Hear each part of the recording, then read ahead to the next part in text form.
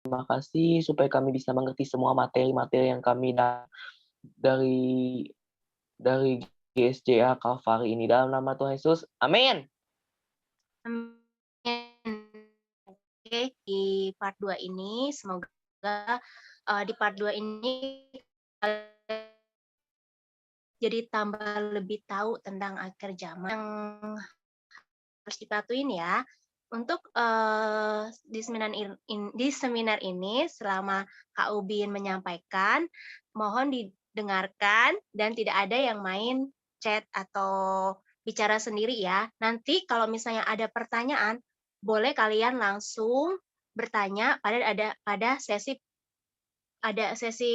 tanya jawab ya. Jadi mohon untuk tanya jawabnya yang berkaitan dengan tema sekarang ya. Terus yang kedua, kalau misalnya udah bertanya, misalnya satu nih bertanya, mohon dikasih kesempatan untuk teman-temannya yang lain. Jadi nggak terus-menerus ya. Dan kalian boleh tanya langsung ke Kak Obin atau kalian bisa via chat. Oke? Ya. Oke, selamat mendengarkan dan silakan Kak Obin. Baik. Selamat malam adik-adik. Boleh kasih emot jempolnya dulu? Malam Kak Obin. Baik, kasih emot jempol dulu dong. Ya. Thank you, terima Ngelek kasih. nih agak Terima suka kasih. ngelek nih HP saya tahu nih kenapa. Baik, sekarang semuanya perhatikan, fokus supaya malam hari ini adik-adik bisa mendapatkan sesuatu terkait dari topik malam hari ini. Jadi malam hari ini itu kita bahas tentang akhir zaman part 2. Ini dulu ya semua. Ya, akhir zaman part 2.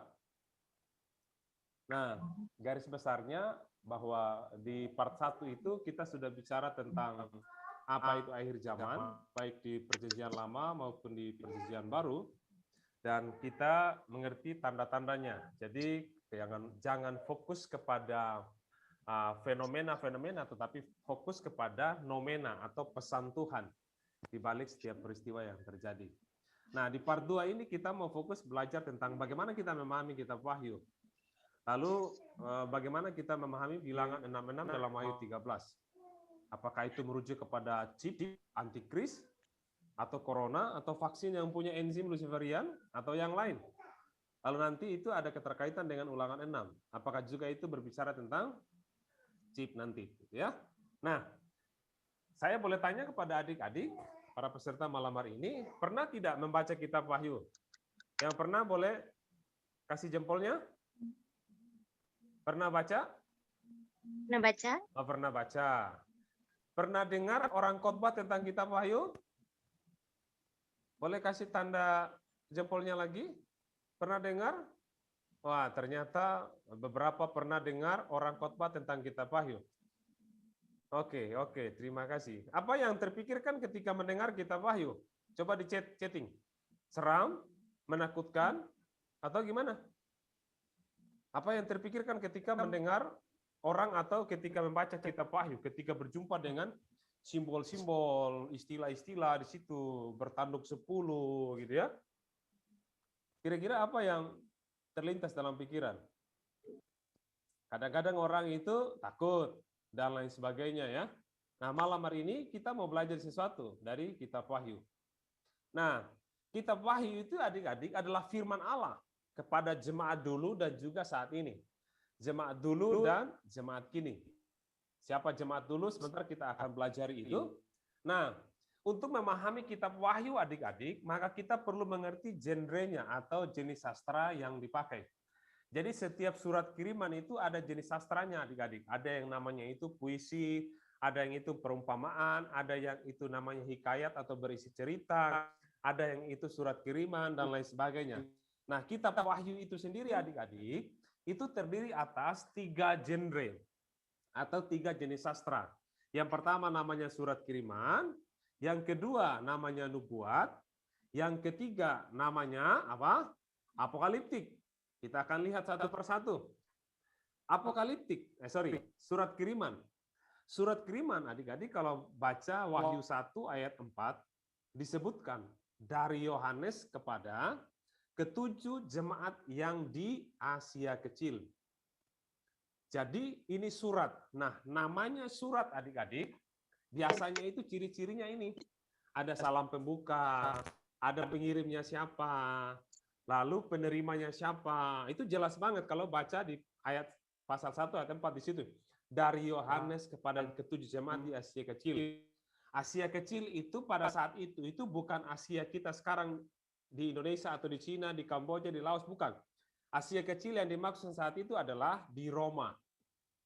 Dan isi surat itu adik-adik, selain ada salam pembuka, pengirim, penerima, itu juga ada isinya, tujuannya. Jadi kalau adik-adik membaca di pasal 1 ayat 9 sampai di pasal 22 ayat sampai ayat 17 di situ, adik-adik akan menemukan isi daripada kitab Wahyu. Kemudian ada doa berkatnya di situ dan ada salam penutupnya. Itu ciri surat kiriman. Selain ciri surat kiriman, nubuat itu adik-adik, itu jenis sastranya adalah nubuat. Wahyu 1 ayat 3a menyebutkan, berbahagialah ia yang membacakan dan mereka yang mendengarkan kata-kata nubuat ini. Ya, jadi itu jelas banget di situ. Nah, pertanyaannya adik-adik, kata nubuat itu artinya apa sih? Arti kata nubuat dalam bahasa Yunani itu adik-adik itu profeteia. Profeteia itu bukan berbicara tentang prediksi. Di part 1 baru-baru itu Kak Ubin sudah sampaikan bahwa nubuat dalam Alkitab itu bukan prediksi tentang masa depan. Bukan, tetapi isinya dua hal. Yang pertama itu berbicara tentang apa? Berita, pertobatan, keselamatan, dan pemulihan. Bahkan penguatan, menguatkan kepada manusia yang bertobat, yang taat dan setia. Meskipun ada tantangan, meskipun ada masalah, tapi adanya berita itu mereka akhirnya dikuatkan. Gitu ya. Kemudian pesan yang kedua dari nubuat adalah berita penghukuman kepada manusia yang tidak bertobat, yang tidak taat, yang tidak setia. Jadi ketika ada masalah meninggalkan Tuhan, ketika ada ancaman tinggalkan Tuhan, tidak berdoa, tidak baca firman Tuhan dan lain sebagainya. Nah, nubuat itu seperti itu adik-adik. Jadi kalau adik-adik membaca di kitab Wahyu di situ, jangan hanya berpikir bahwa nanti akan ada peristiwa-peristiwa yang terjadi seperti ini, seperti ini, seperti ini. Tidak. Tapi ketika sesuatu peristiwa terjadi, pesannya cuma dua ini. Berita pertobatan.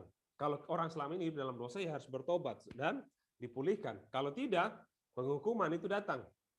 Nah, jenis yang ketiga dari jenis sastra dari kitab Wahyu, adik-adik, selain surat kiriman, kemudian ada nubuat, yang ketiga itu adalah apokaliptik.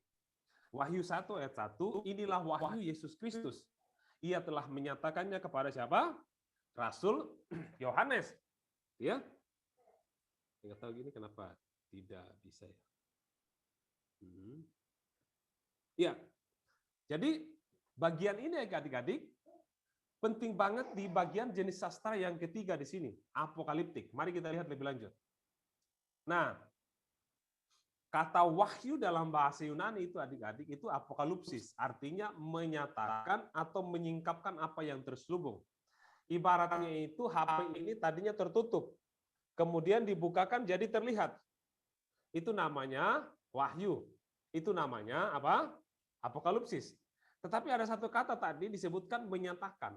Artinya dalam bahasa Yunani itu esemanen atau semeinon, artinya menyampaikan pesan atau menyampaikan berita dengan gaya bahasa apa? Simbolis atau figuratif. Jadi bukan harafiah. Dan adik-adik kalau membaca kitab Wahyu, maka sepanjang membaca kitab Wahyu, kita akan menemukan gambaran-gambaran yang tidak boleh dipahami secara harafiah.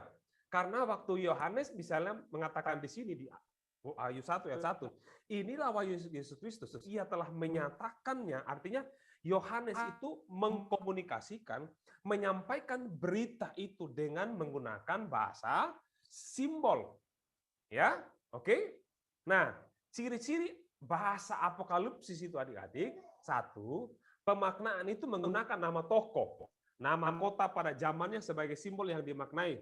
Contohnya dalam kitab Wahyu itu seringkali disebut Babel, Babel, Babel. Padahal yang dimaksud itu sebenarnya bukan Babel, tapi Romawi. Itu jelas banget di situ. Kemudian biasanya ciri-ciri bahasa apokalipsis itu dari disampaikan ketika situasi itu sulit, tertekan, penderitaan, kritis, Lalu Allah itu dengan berbagai macam caranya untuk menyampaikan pesan. Contohnya itu melalui cerita, melalui puisi, melalui mimpi. Misalnya adik-adik waktu zaman Romawi ketika Yesus mau lahir, adik-adik kalau baca kitab Injil Matius, Lukas dan Yohanes bahkan Markus, bagaimana tekanan saat itu menghimpit mereka, membuat Yusuf dan Maria itu harus melarikan diri ke Mesir karena apa? Karena dia diancam. Tetapi Tuhan itu tidak kehilangan cara untuk berbicara. Melalui apa? Mimpi. Jadi artinya Tuhan itu bisa pakai macam cara.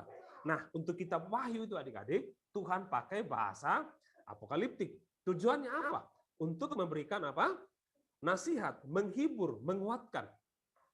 Bagi mereka yang ada di dalam tekanan. Ibaratnya begini adik-adik. Kalau orang itu lagi stres, orang itu lagi tertekan, kira-kira kita datang dengan marah-marah, orang itu bisa dengar enggak? Enggak bisa. Tapi kalau orang itu dibacakan puisi atau dihibur dengan menyanyi, orang itu kan terhibur jadinya. Nah, kitab Wahyu pun itu adik-adik, salah satu bahasa yang dipakai bahasa apokalipsis itu seperti itu. Tujuannya itu. Jadi adik-adik, kitab Wahyu itu penuh sekali dengan simbol. Karena itu kita tidak boleh memahami secara harafiah. Jadi setiap gambaran-gambaran yang disebutkan dalam kitab Wahyu itu mempunyai makna dan konteksnya saat itu. Jadi tidak bisa dipaksakan untuk saat ini. Kalau tidak, maka kita terjebak dengan pemaknaan yang salah, bahkan keluar dari maknanya yang sebenarnya. Pertanyaannya adalah, konteks kitab Wahyu itu apa sih, Kaubin? Nah, perhatikan baik-baik adik-adik. Kitab Wahyu itu adik-adik, pendengar utamanya itu orang Kristen. Orang Kristen siapa? Orang Kristen yang berlatar belakang Yahudi atau orang Israel yang sudah percaya kepada Tuhan Yesus. Nah, mereka itu sangat familiar dengan simbol. Orang Yahudi itu sangat familiar dengan simbol. Misalnya angka 1 itu simbol apa? Simbol ketuhanan. Angka 2 itu simbol untuk apa? Kesaksian. Atau sesuatu itu bisa sah kalau ada 2 atau 3 orang saksi. Angka 3 itu angka ilahi. Bapa, Anak, dan Roh Kudus, itu angka 3. Angka 4 itu dalam bahasa Ibrani itu adik-adik itu menunjukkan angka menyeluruh. Utara, selatan, timur, barat. 4 penjuru. Holistik itu 4. Angka 6 itu angka yang tidak sempurna. Angka manusia dan seterusnya. Angka 10, angka genap, 12, kemudian 40, dan lain sebagainya. Banyak sekali adik-adik. Nah, waktu Yohanes berbicara kepada mereka adik-adik, dia menggunakan bahasa simbolis. Apakah mereka mengerti? Sangat mengerti. Karena apa? Mereka sangat terbiasa dengan bahasa-bahasa simbol. Nah, orang Israel saat itu adik-adik, orang Kristen yang percaya kepada Yesus, saat itu ada di bawah kekuasaan Romawi. Dan salah satu kaisar yang memerintah dengan kejam saat itu adalah Kaisar Nero. Dan orang Kristen itu mendapatkan berbagai macam ancaman dari Romawi adik-adik. Misalnya, mereka itu harus mengakui kaisar dewa-dewi itu sebagai Tuhan. Bahkan di koin kaisar itu adik-adik dituliskan atau digambarkan gambar wajah Kaisar Nero itu. Untuk apa? Transaksi ekonomi. Jadi itu menjadi sah untuk mereka itu transaksi untuk mereka itu jual beli. Harus menggunakan lambang koin yang ada gambar wajah daripada Kaisar Nero atau kaisar yang memerintah saat itu. Itu yang nanti itu di pasal Wahyu 13 ayat 16 di situ tadi.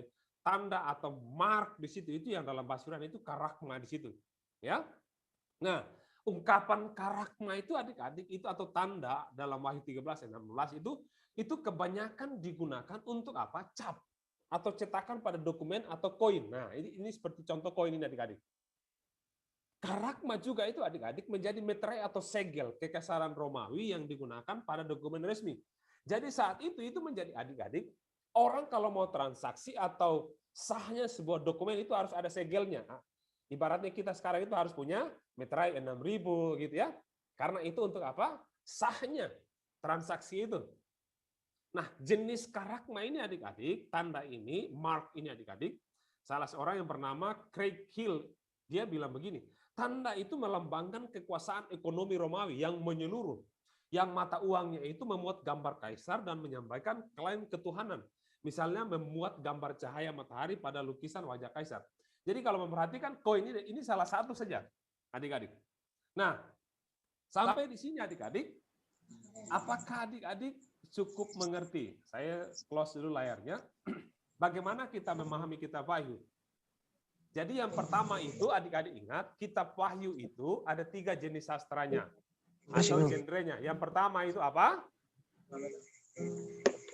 Ada yang ingat tadi? Yang pertama apa? Surat kiriman. Yang kedua itu namanya apa? Nubuat. Yang ketiga itu namanya apokaliptik. Dan itu Yohanes menggunakan bahasa-bahasa simbolis. Oke. Obin akan melanjutkan. Nah, adik-adik, yang berikut, bagaimana kita memahami bilangan 66? Nah, bagian ini yang adik-adik itu tentunya tunggu-tunggu. Sebelum saya di dulu ya, siapa yang Eron, halo Eron. Oke ya, di mute. Oke. Baik, terima kasih. Kita fokus ya. Ini bagian ini semakin penting adik-adik ya. Bagaimana kita memahami bilangan 66 dalam Wahyu 13 ayat 11 sampai 18. Nah, Wahyu 13 itu sendiri adik-adik itu terdiri dari 2 perikop. Kak Obin berharap adik-adik sudah baca sebelum ikut seminar ini ya. Wahyu 13 ayat 1 sampai 10 itu diberi perikop binatang yang keluar dari dalam laut. Lalu ayat 11 sampai 18 itu binatang yang keluar dari dalam bumi. Oke? Nah, ini ayat-ayatnya adik-adik. Adik-adik bisa baca nanti itu bagaimana lalu aku melihat seorang binatang yang keluar dari dalam laut bertanduk 10, berkepala 7, di atas tanduk-tanduk terdapat 10 mahkota dan kepalanya tertulis nama-nama hujat. Bagaimana kita bisa membayangkan ada seekor binatang yang keluar dari dalam laut, tanduknya ada 10, kepalanya ada 7, di atas tanduk-tanduknya itu ada mahkota. Dan di atas kepalanya ada tulisan nama-nama hujat. Wah, kita nggak bisa membayangkan ini adik-adik. Nah, tapi kalau adik-adik terus membaca bagian-bagian ini, ayat-ayat demi ayat di sini adik-adik, ayat 6 misalnya, lalu ia membuka mulutnya untuk menghujat Allah, menghujat namanya, kemudian kemah kediaman dan semua mereka yang diam di sorga, dan lain sebagainya ya. Kemudian nanti di pasal yang pertama, pasal 13 ayat 1 sampai 10, juga dijelaskan lagi di situ adik-adik, disebutkan bahwa semua orang diam di atas bumi itu akan menyembah patung itu, akan menyembah binatang itu, baik yang keluar dari dalam laut maupun dari dalam bumi. Semua akan menyembah itu. Gitu ya. Nah, kemudian adik-adik, kalau adik-adik terus membaca, maka kita akan menemukan sampai pada ayat misalnya ayat yang ke-15 sampai 18 di sini. Dan kepadanya diberikan kuasa untuk memberikan nyawa kepada patung binatang itu sehingga patung itu bisa berbicara, bertindak begitu rupa sehingga semua orang yang tidak menyembah patung itu dibunuh. Bayangin, sudah ada teror di sini, ada ancaman. Ia menyebabkan sehingga kepada semua orang kecil atau besar, kaya atau miskin, merdeka atau hamba diberi tanda pada tangan kanannya atau pada dahinya. Tanda tadi ya, karakma tadi, mark tadi, dan tidak seorang pun yang dapat membeli atau menjual selain daripada mereka yang memakai tanda itu. Yaitu nama binatang itu atau bilangan namanya. Yang penting di sini ialah hikmat. Barang siapa yang bijaksana, baiklah ia menghitung bilangan binatang itu. Karena bilangan binatang itu adalah bilangan seorang manusia. Dan bilangan itu adalah 666. Nah, adik-adik sebelum saya masuk lebih jauh di ayat 18 di sini, adik-adik harus tahu konteks Wahyu 13 di sini. Ini penting banget, adik. Jadi gagasan utamanya atau pemikiran utama Wahyu 13 di sini adik-adik, itu tentang Kaisar Nero yang katanya itu bangkit kembali. Bahkan kebangkitannya itu dalam kepemimpinan kaisar-kaisar selanjutnya, seperti Kaisar Domitianus. Jadi sebenarnya dalam sejarah kehidupan Israel adik-adik, kalau adik-adik belajar sejarah gereja, ada seorang kaisar itu yang lebih kejam daripada Kaisar Nero sebenarnya. Siapa? Kaisar Domitianus. Bahkan rasul-rasul seperti Rasul Petrus dan Rasul Yohanes itu mati di bawah ancaman kepemimpinan Kaisar Nero. Nah, isu tentang kebangkitan Kaisar Nero adik-adik, itu disebut sebenarnya itu Kaisar Nero itu bunuh diri sebenarnya. Pada tanggal 9 Juni tahun 68. Tapi dipercaya dia tidak benar-benar mati. Ya. Sebenarnya dia menyembunyikan diri di Partia dan dia menyiapkan serangan untuk menghancurkan bait Allah pada tahun 70. Perhatikan baik-baik. Jadi Wahyu 13 kalau adik-adik membaca nanti, maka ancaman terhadap masyarakat Romawi yang tidak menyembah kepada binatang itu, bahkan patung yang dibuat, patung kaisar, bahkan patung-patung dewa-dewi itu, ancamannya itu adalah dibunuh. Gitu ya, termasuk orang Kristen di situ. Termasuk orang Kristen harus menyembah. Kalau tidak, mereka akan diancam. Mereka akan ada yang dibunuh. Nah, kita fokus di ayat 18 adik-adik. Yang penting di sini ialah hikmat. Barang siapa yang bijaksana, baiklah ia menghitung bilangan binatang itu. Karena bilangan itu adalah bilangan seorang manusia. Dan bilangannya adalah 666. Nah, saya kasih beberapa catatan-catatan di sini adik-adik. Catatan yang pertama, ayat 18 tadi menyebutkan, yang penting di sini adalah hikmat. Pertanyaannya gini adik-adik, apakah hikmat itu baru muncul tahun 2000 kemudian atau 2000 tahun kemudian? Jadi selama 2000 tahun itu seluruh umat dunia termasuk 7 jemaat saat itu semua blank, tidak mengerti apa yang Yohanes maksudkan bilangan 66? Tentunya tidak adik-adik. Mereka mengerti karena Yohanes waktu menggunakan bahasa simbol ini, mereka mengerti siapa yang dimaksud. Catatan yang kedua adik-adik, disebutkan ayat 18, barang siapa yang bijaksana, baiklah ia menghitung bilangan binatang itu. Jadi situasi saat itu sekali ada adik-adik, situasi saat itu sulit.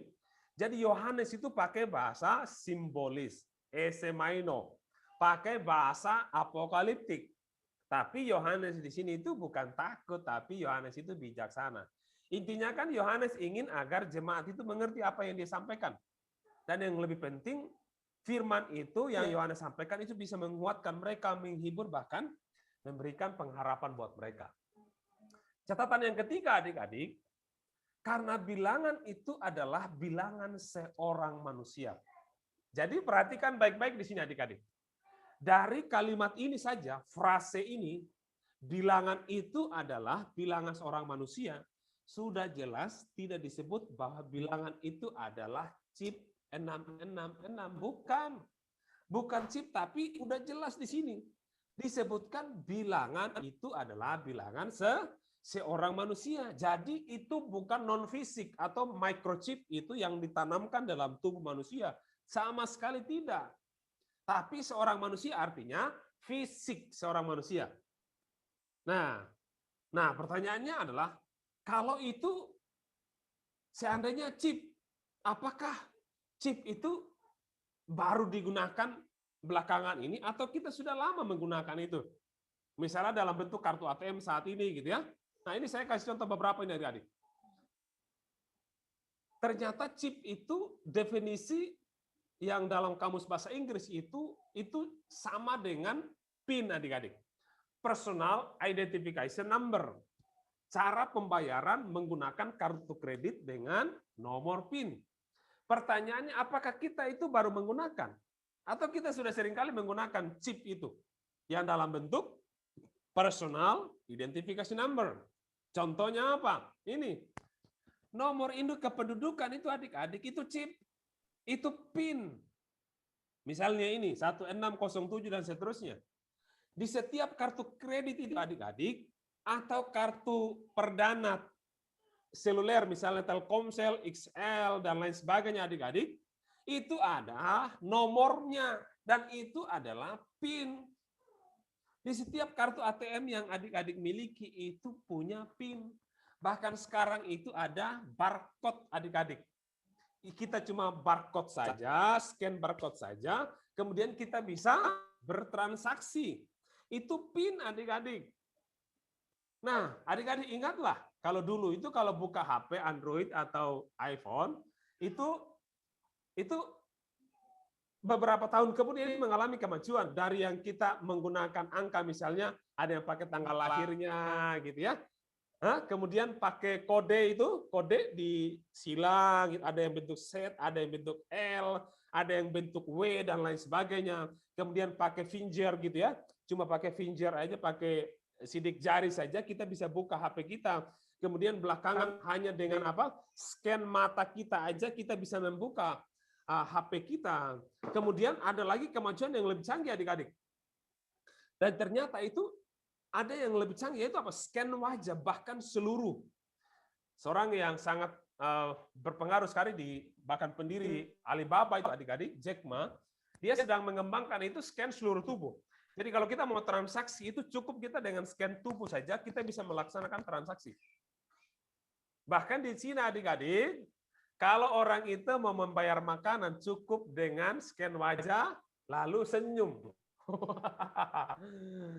Cukup dengan senyum adik-adik. Dan adik-adik di situ bisa bertransaksi. Beberapa waktu yang lalu itu saya makan di KFC di Lodaya di situ. Dan itu arahnya ke sana itu orang transaksi. Sudah ada layarnya, kemudian kita tinggal tekan-tekan saja pilih menunya, kemudian kita scan barcode yang dari HP kita ke layar yang ada di situ dan kita bertransaksi. Itu teknologi adik-adik. Jadi perhatikan baik-baik di sini adik-adik. Penggunaan chip dalam bentuk PIN itu murni perkembangan teknologi. Bahkan ada sekarang itu yang QR code sekarang. Itu lebih berkembang lagi adik-adik. Jadi ini murni perkembangan teknologi. Jadi sama sekali tidak disebut apakah itu chip, itu bukan. Tapi jelas disebut seorang manusia. Catatan yang keempat adik-adik, disebutkan ayat 18 itu dan bilangannya adalah 666. Nah, ini poin penting di sini adik-adik. Saya berharap saya bisa menjelaskan dengan baik kepada adik-adik dan ada yang bisa mengerti. Bahasa Yunaninya ini adik-adik itu hexakosioi, hexakontahex. Jadi Yohanes itu pakai aksara atau huruf abjad Yunani adik-adik karena perjanjian baru itu ditulis dalam bahasa Yunani, sedangkan perjanjian lama itu ditulis dalam bahasa Ibrani.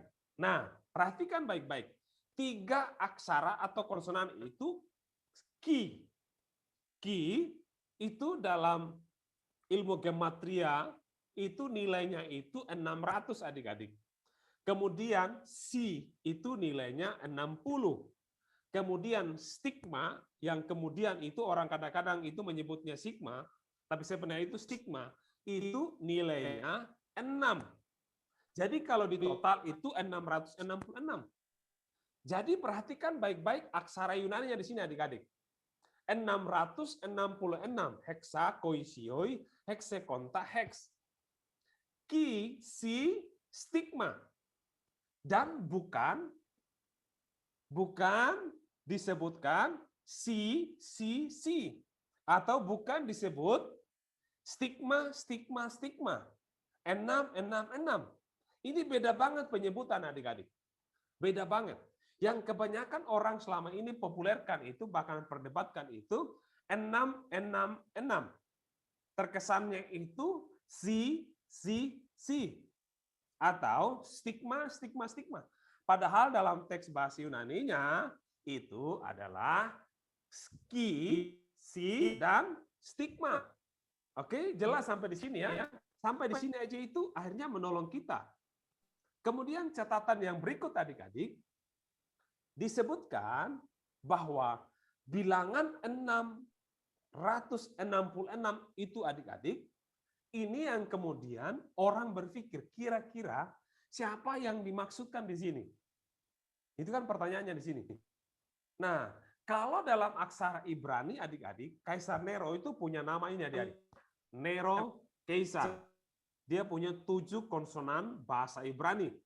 Ya. Dan ada huruf-huruf Ibraninya, itu yang namanya itu ilmu gematria. Jadi dalam bahasa Ibrani adik-adik, setiap huruf itu punya nilainya. Contoh ini, perhatikan baik-baik ini adik. Ini gematria. Ya. Ini abjad bahasa Ibrani, alef, bet, jimel, dalet, he, vav, zain, khet, tet, yod, kaf, lamet, mem, nun, samek, ain, fe, sade, kof, re, sin, taf. Dan itu ada jumlah-jumlah daripada setiap huruf-huruf, ada nilainya adik-adik. Nah, sekarang kita lihat kepada 7 konsonan Ibrani dari nama Kaisar Nero. Ya, ada 7 konsonan di situ, ada nun. Nilainya itu 50. Res itu nilainya 100. Vav itu nilainya 6. Nun itu nilainya 50. Kof itu nilainya 100. Samek itu 60. Res itu nilainya 200. Kalau di total jumlahnya berapa? 666. Jadi, maka siapa yang dimaksudkan 666 di situ, atau dalam bahasa Yunani heksa koisioi, heksa kontaheks, di situ adalah Kaisar Nero. Nah, pertanyaannya begini adik-adik, mengapa 666? Adik-adik perlu tahu bahwa dalam tradisi Yahudi, angka 6 itu simbol dari yang kurang sempurna atau tidak sempurna, bahkan menentang yang sempurna. Angka 6 juga itu simbol dari angka manusia. Manusia diciptakan pada hari yang ke-6. Sementara angka 7 itu simbol dari yang sempurna. Jadi ketika dipakai bilangan 666 bagi manusia dalam ayat 13 ayat 18, itu artinya ada seorang manusia yang menentang kepada yang sempurna. Dan penentang itu adalah siapa? Kaisar Nero, yang dengan kekuasaannya mengharuskan semua orang, termasuk orang Kristen saat itu, ketujuh jemaat di Asia saat itu, untuk menyembah dia sebagai Tuhan. Jelas banget di sini. Untuk apa? Menyembah dia sebagai Tuhan. Boleh dimatikan yang noise. Oke. Ya. Kemudian yang ditentang siapa? Allah yang ditentang di dalam Tuhan Yesus dan pengikut-pengikutnya yang setia. Itu yang ditentang. Nah, perhatikan baik-baik. Tadi sebelumnya itu kau menjelaskan bahwa salah satu kaisar yang kejam di zaman Romawi di kisaran tahun 60 sampai 90 itu adalah Kaisar Nero. Bahkan ada kaisar-kaisar selanjutnya itu yang lebih kejam lagi seperti Kaisar Domitianus. Dan dalam sejarah adik-adik, Kaisar Nero itu seperti sebuah prototipe, simbol kekejaman yang dilakukan oleh kaisar-kaisar terhadap orang-orang, termasuk orang Kristen yang menentang keputusannya. Untuk apa? Menyembah dia sebagai Tuhan. Makanya adik-adik kalau membaca kitab Roma 10 ayat 9 sampai 10, barang siapa yang percaya dalam hati, mengaku dengan mulut diselamatkan, itu punya konteksnya itu adik-adik. Karena kalau orang Kristen itu mengaku dan percaya kepada yang lain seperti kaisar dan dewa-dewi, maka mereka meninggalkan Yesus. Maka Paulus menasihatkan mereka harus menyembah dan mengaku Yesus sebagai Tuhan.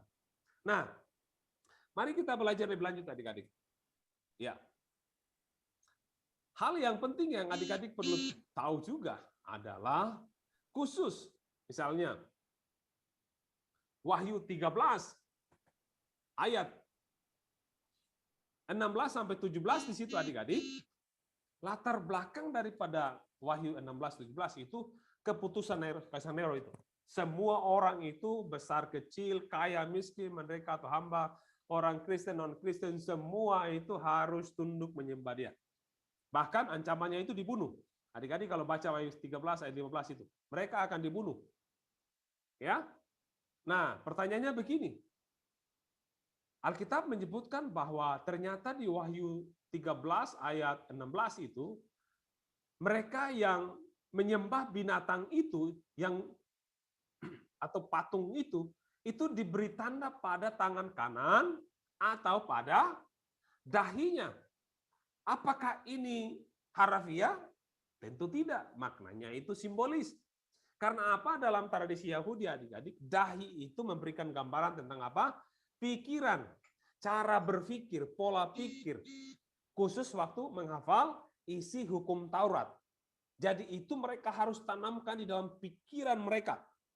Lalu isi hukum Taurat itu mereka hafalkan, lalu mereka simpan di dalam pikiran mereka, lalu itu mempengaruhi perbuatan mereka atau tindakan mereka.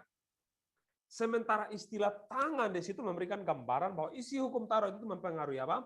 Perilaku atau tindakan mereka.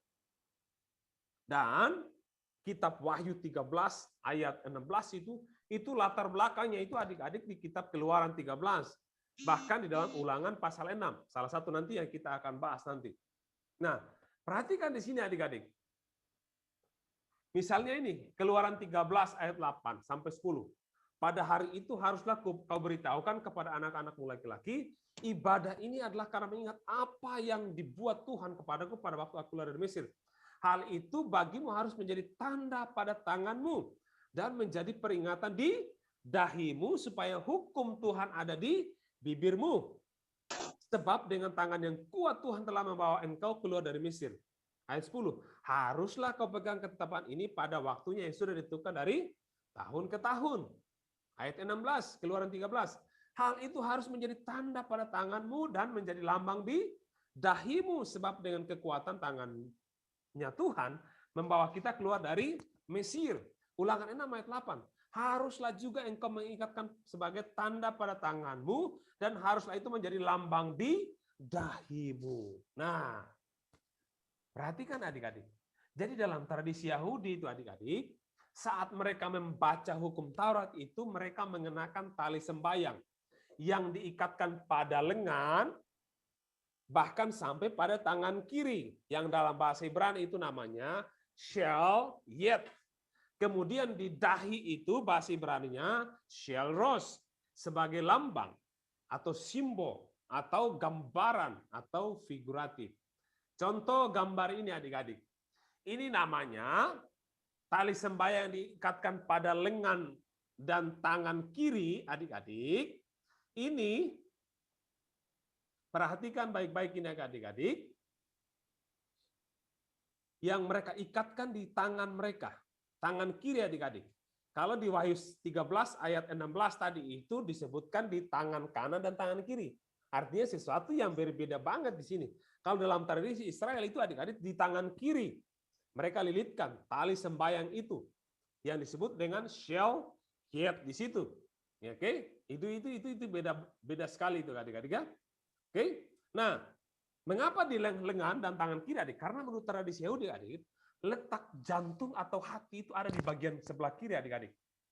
Dan ini simbol hukum Taurat itu begitu dekat dengan mereka yang memimpin hidup mereka, pikiran mereka, perasaan mereka, perilaku mereka.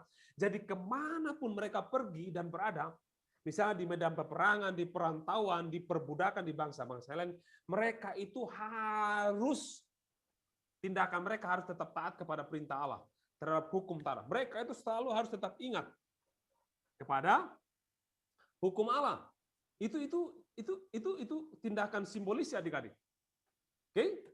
Nah, yang berikut adik-adik, ada itu tefilin atau shel ros, tali sembayang yang diikatkan pada dahi.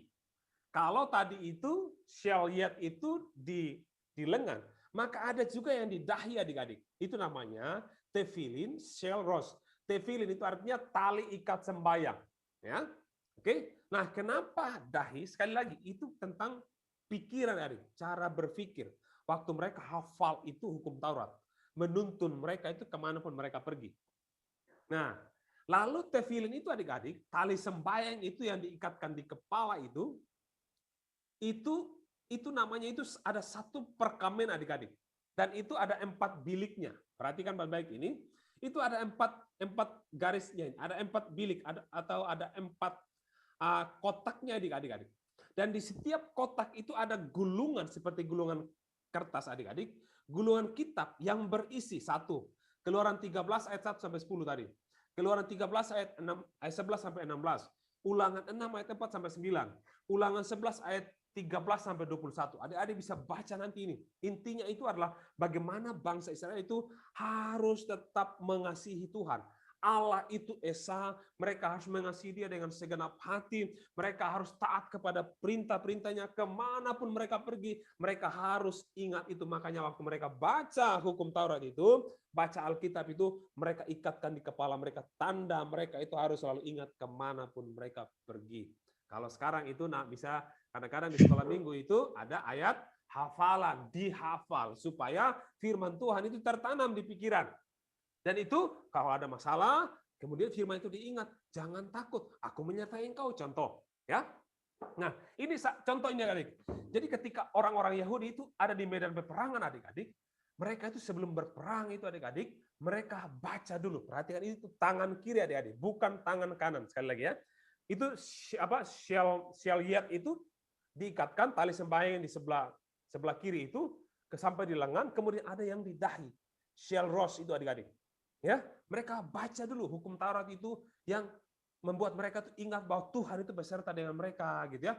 Atau di saat mereka membaca secara pribadi itu mereka ikatkan di tangan kiri mereka, di lengan mereka, bahkan di dahi mereka, tanda mereka itu mau mengingat, mau menghafal dan mau mereka hidupi dalam kehidupan mereka sehari-hari.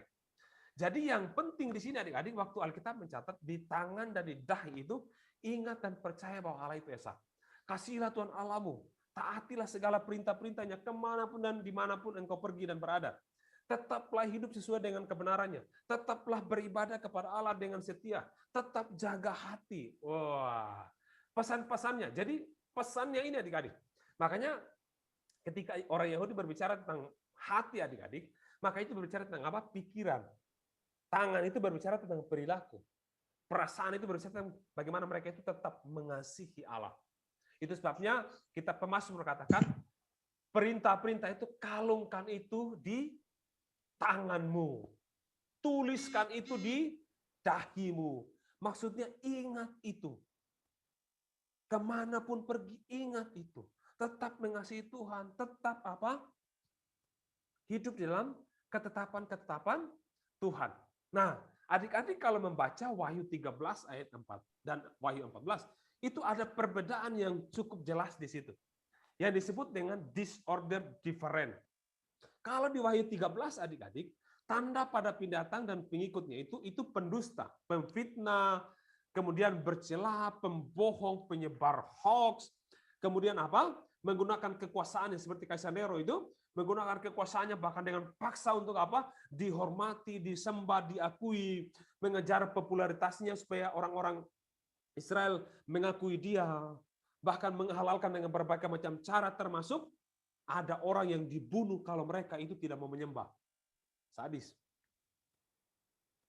Orang yang hidup dalam hawa nafsu akan hancur. Orang yang berpaling dari Allah akan mendapatkan murka Allah, disiksa dengan api dan belerang. Itu Wahyu 13, bahkan di ayat Wahyu 14 ayat 8-11 itu. Kemudian di Wahyu 14 adik-adik, tanda pada anak domba Allah, yaitu Yesus Kristus dan pengikutnya, yang sudah ditebus oleh darahnya, yang percaya dan setia sampai mati, sampai akhir hidupnya, dalam keadaan apapun, tidak tercela, bukan penyebar hoax, hidupnya murni, hidupnya kudus, berkenan kepada Allah, kemudian dia takut akan Allah, dia memuliakan Allah, dia menyembah kepada Allah yang menciptakan langit dan bumi dan segala isinya, dia tetap hidup dalam ketekunan, turuti perintah Allah, tetap percaya kepada Yesus, sampai akhir hidupnya, bahkan dia tidak takut tentang kematian, apapun yang terjadi. Jadi tanda di sini adik-adik, the mark di sini adik-adik, karakma di sini, itu bukan chip adik-adik. Tapi tanda di sini maksudnya di dahi dan di tangan di sini maksudnya, kalau yang kepada binatang itu maksudnya adalah orang-orang itu yang pendusta. Orang-orang itu yang mencela, orang-orang itu yang tidak hidup di dalam Allah, yang tidak hidup dalam kebenaran, penyebar hoax. Kemudian orang-orang itu yang menggunakan berbagai macam cara itu untuk apa? Menggeser orang lain, menjatuhkan, bahkan sampai orang itu menjadi korban. Itu maksudnya, tapi kalau orang Yahudi itu dinasihatkan supaya mereka itu tetap jaga kebenaran itu, tetap menyembah kepada Allah. Jadi bukan waktu Musa menyebut itu menjadi tanda di dahi dan di tangan, itu bukan berarti Musa itu ada capnya gitu, ada chipnya gitu yang Musa tanamkan kepada bangsa Israel, satu persatu ditanamkan di tangannya, kemudian di dahinya, sama sekali tidak bermaksud demikian. Jadi kalau ditanya siapa bilangan 666 itu, apakah chip? Bukan. Kalau dulu konteks kita Wahyu itu seorang manusia. Yaitu siapa? Kaisar Nero. Kalau sekarang siapa? Siapa saja. Entah itu tokoh-tokoh ternama. Yang akhirnya menggunakan berbagai macam cara untuk apa? Untuk diakui, disembah. Kalau tidak, maka dia akan mengancam, bahkan dia akan membunuh.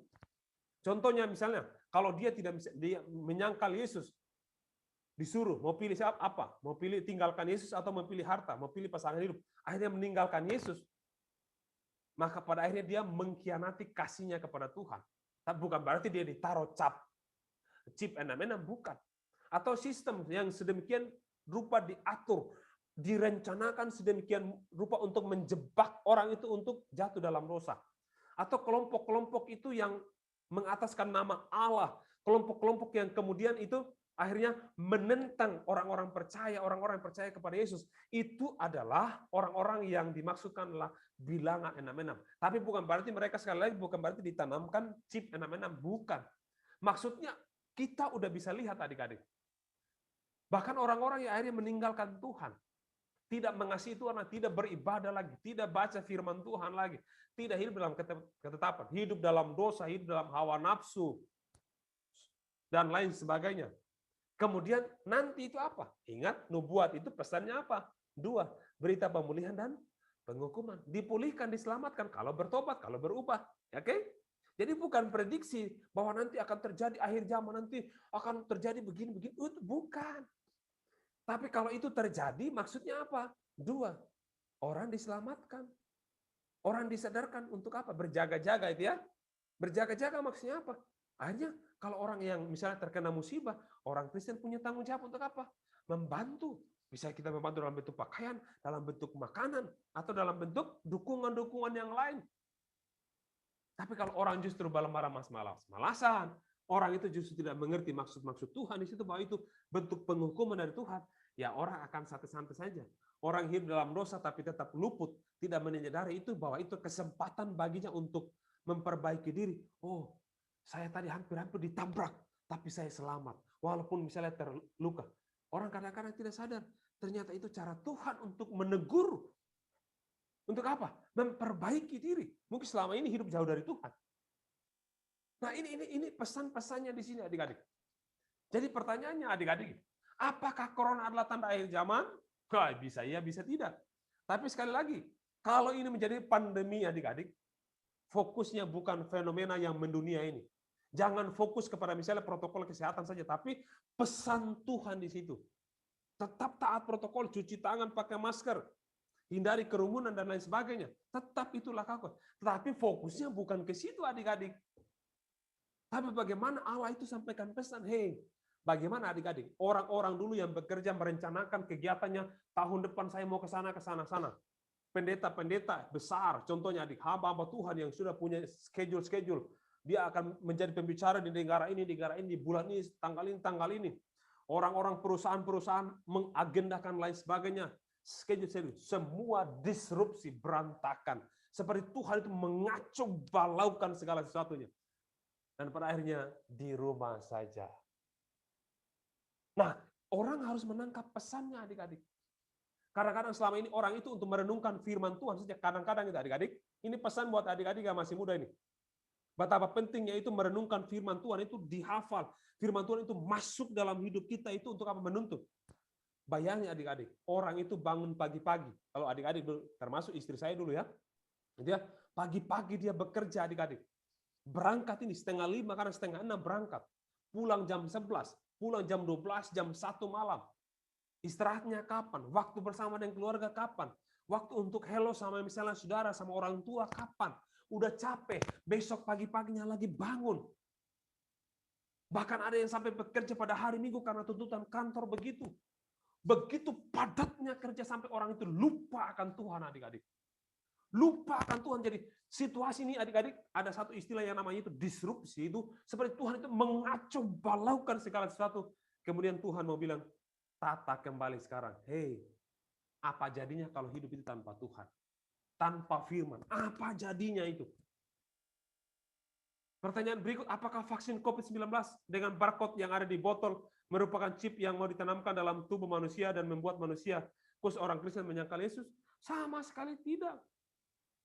Dan itu menteri, siapa ini? Menteri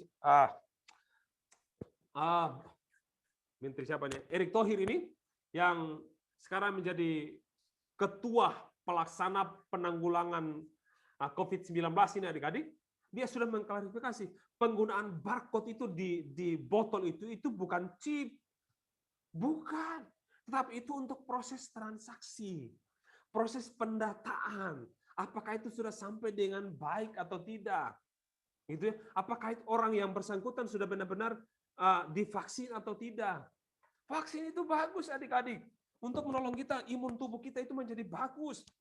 Untuk menangkal misalnya virus-virus yang akhirnya sekarang itu karena pertimbangan ekologi, karena pola hidup masyarakat saat ini adik-adik, karena apa? Gaya hidup masyarakat sekarang ini yang konsumtif.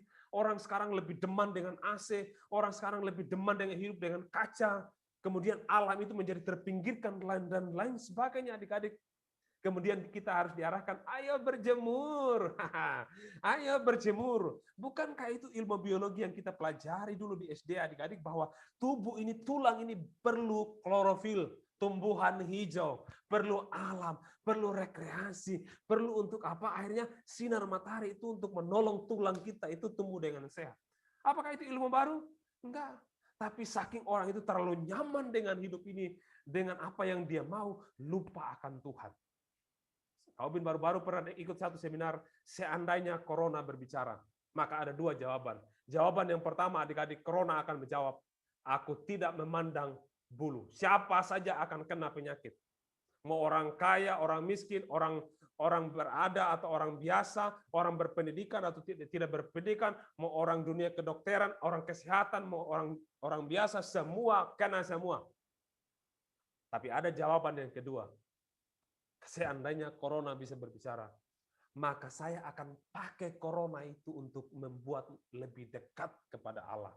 Untuk kamu bisa ingat kepada firman, untuk kamu bisa ingat kepada Allah.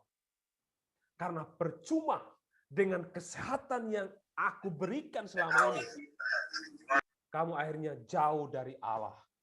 Percuma dengan apa yang kamu miliki selama ini, justru membuatmu jauh. Aku kasih Corona supaya engkau lebih dekat kepada Allah. Makanya kesaksian-kesaksian orang yang menurut kedokteran itu, mereka dinyatakan positif, kesaksian mereka lebih ingat Tuhan di sana. Mereka lebih menghargai betapa pentingnya sehat.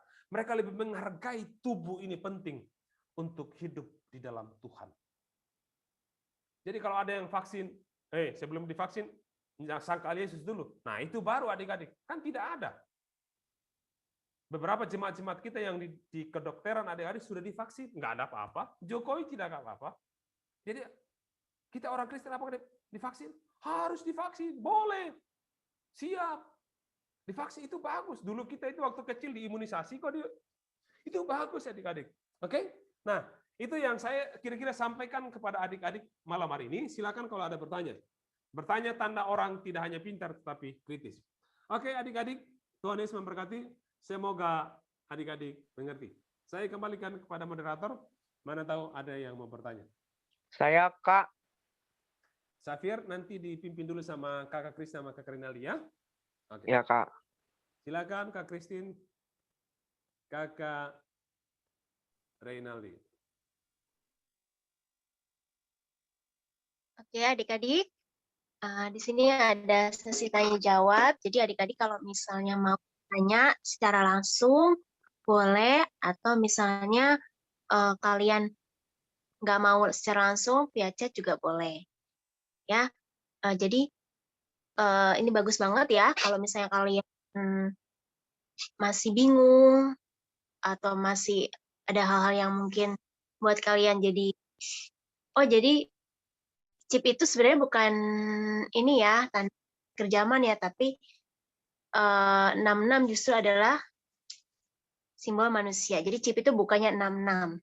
Terus kalau misalnya ada berita-berita yang lain yang mungkin kalian penasaran tentang akhir zaman dan buat mastiin itu beritanya hoax atau benar, kalian boleh tanyain sama Pastor Aubin atau Kak Aubin. Oke, kita kasih kesempatan ya. Ada yang mau bertanya? Atau misalnya nggak mau bertanya, tapi kasih pernyataan. Boleh. Ya. Saya boleh bertanya, Ci? Oke. Yang berhubungan dengan ya. Ya, Kak. Ya, Ci. Ya. Jadi saya tuh masih penasaran akan akhir zaman ini, Ci. Maksudnya katanya itu saya dengar kalau katanya ini udah benar-benar pertanda akhir zaman nih. Apa katanya benar setelah COVID-19 ini berakhir, katanya ada virus baru lagi yang benar-benar keluar dari negara mana yang betul-betul lebih mematikan lagi. Itu bagaimana, Ci? Saya juga masih penasaran nih. Masalahnya itu ini benar terjadi atau tidak? Karena udah tanda-tanda akhir zaman. Katanya kemungkinan terjadi, tapi saya tetap percaya tidak. Gimana, Ci? Oke, nanti Pastor Bin akan menjawab. Silakan, Pastor. Ya, baik. Terima kasih, Xavier. Di part 1 baru-baru, Kobin sudah jelasin, Xavier. Kalau itu ada terjadi seperti itu, fokus kita bukan kepada mau virus apapun yang terjadi. Tetapi bagaimana sikap kita. Satu, bahasa kesimpulannya itu berjaga-jaga ya. Jadi kalau misalnya nih, suatu saat nih ada peperangan nih. Suatu saat ini ada virus lagi yang lebih hebat dari corona, contoh. Atau apalagi ya, ada kelaparan yang mewabah nih gitu ya. Nah kalau itu terjadi adik-adik, jangan fokus ke situ. Tugas kita orang Kristen, tugas kita anak-anak Tuhan itu berjaga-jaga. Maksudnya apa? Satu, tetap pelihara iman. Tetap mengasihi Tuhan. Apakah waktu terjadi kelaparan, kita meninggalkan Tuhan atau tidak? Atau orang datang, hei Xavier, kamu tinggalkan Yesus, kamu gak usah jadi Kristen, asal, kamu saya kasih uang, kamu saya kasih beras 1 ton contohnya, tapi dengan catatan tinggalkan Yesus. Itu tetap kalau saya, masalah pendapat saya seperti itu begini, walaupun orang mau memberi saya uang atau memberikan saya sebanyak apapun, tapi dengan syarat yang haram, apalagi sampai meninggalkan Yesus, saya benar-benar 100% tolak dan tidak akan mau diterima. Karena saya anak Tuhan Yesus, tidak mau menerima apapun harta kekayaan, tapi dari hasil yang haram. Saya mau menerima apapun yang didapetin, tapi yang penting halal 100%. Amin, amin. Nah, itu yang pertama, Xavier ya. Yang kedua, Xavier, kalau misalnya Xavier nih tetap setia sama Yesus, terus suatu saat Tuhan Yesus berkati Xavier nih, jadi orang kaya, jadi orang yang berpengaruh, punya uang, punyalah gitu, orang berada, lalu tiba-tiba terjadi kelaparan. Contohnya di daerah Xavier. Pesan Tuhan berjaga-jaga itu artinya adalah, Xavier, ayo peduli sama ini yang lain nih, tetanggamu nih, itu dia kehabisan beras nih, nggak ada beras. Xavier sebagai orang yang percaya Yesus, maka Xavier bisa peduli. Saya selalu saya pun selalu berharap seperti itu, Kak. Amin. Nah, contohnya saya begitu. Sudah besar pun pengen tinggal di Amerika, pengen membantu orang-orang miskin. Amin. Nah, saya pengen bahkan saya pengen beliin rumah, setidaknya saya bisa beliin rumah. Itu kan baru impian kan, Xavier ya. Nah, tapi Xavier berdoa terus, Kak. Amin. Ya. Kak Ubin sekarang bicara ya. Jadi pesannya begitu, Xavier. Jadi Xavier jangan takut nanti ada ancaman apa, ada virus apa lagi, ada peperangan apa. Jangan takut. Salah satu poin tadi, bahkan kematian pun, ada orang yang trauma begini. Aduh, sekarang saya tidak mau naik pesawat. Pesawat kecelakaan terus.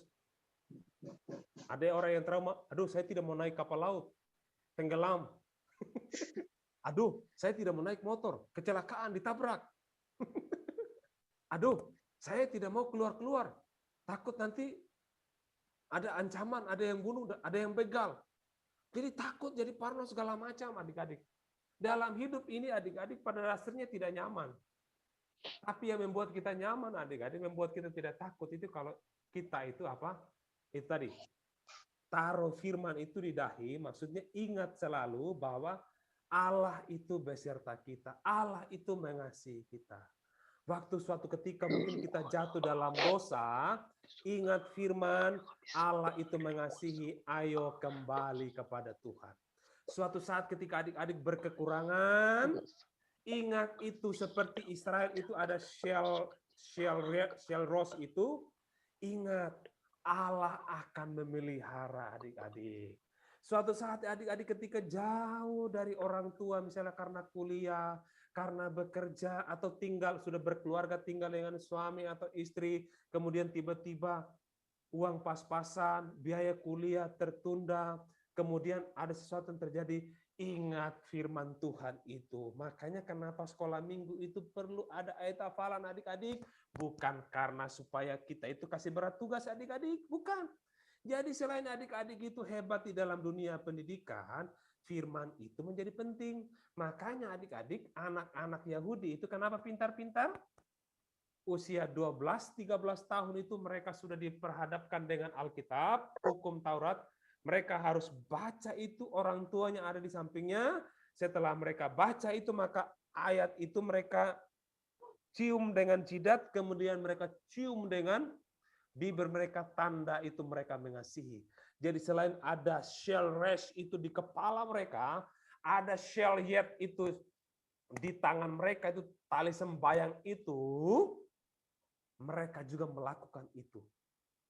Jadi adik-adik sekarang akhirnya adik-adik mengerti kenapa betapa pentingnya itu baca firman. Kenapa betapa penting, bukan karena disuruh guru sekolah minggu. Jadi bukan karena ada pendeta yang khotbah, ayo Safir harus mengasihi Tuhan, bukan. Tapi memang karena kita ini diciptakan oleh Tuhan. Jadi apapun yang terjadi nanti, Tuhan beserta kita. Tidak ada itu yang chip-chip segala macam, tidak ada itu.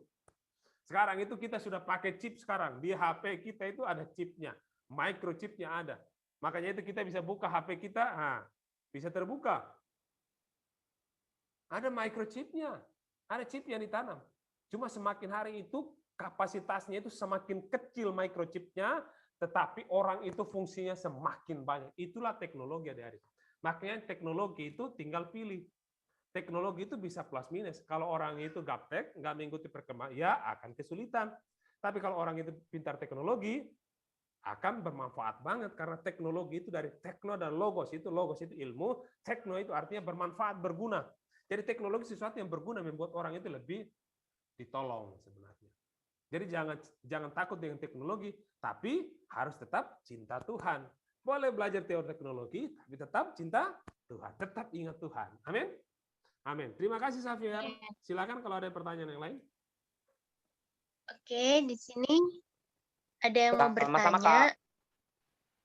Oke, makasih ya, Safir. Sama-sama, Ci. Ya, di sini ada yang mau bertanya juga, Kak Obin, dari Rema. Iya, oke, mungkin bisa langsung. Silakan. Remalia Britania. Halo Remalia.